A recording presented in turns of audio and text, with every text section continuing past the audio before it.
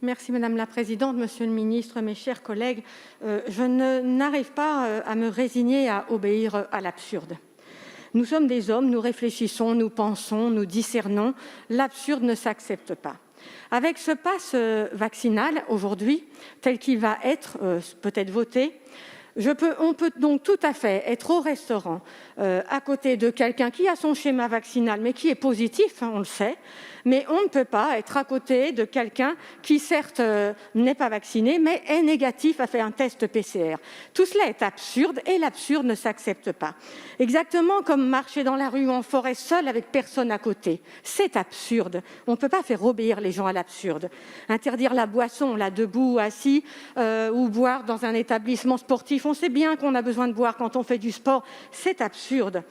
L'histoire de Pop-Corn aussi, le sandwich dans le train. Bientôt, on va être obligé, on va voir des gens se cacher dans les toilettes des trains pour manger un sandwich triangle SNCF. On ne peut pas faire obéir les gens à l'absurde. Le nombre de présents, il fallait des pourcentages de volume. On l'avait dit l'année dernière, 50 personnes dans une chapelle ou dans une cathédrale, c'est pas pareil. Eh bien, vous refaites la même erreur avec les jauges. C'est un pourcentage de volume qu'il faut. Vous n'apprenez donc guère de vos erreurs. C'est idem, pareil pour les 2000 personnes, pareil pour les cérémonies de vœux. Les gens, en réalité, en ont assez. On n'obéit pas à l'absurde. Les gens veulent vivre et vous n'y pourrez rien. On crée deux sociétés, les uns contre les autres, et vous prétendez rassembler. Vous voulez même interdire de travailler. On n'interdit pas de travailler, on encourage au contraire. On ne vit pas finalement avec le virus, mais on ne vit plus, on vit sous pression et discriminé.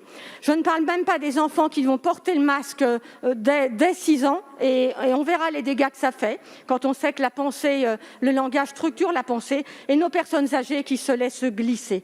Je demande donc évidemment la suppression de l'absurdité de vos injonctions gouvernementales pour ne pas oublier ce que sont les hommes. Je vous remercie.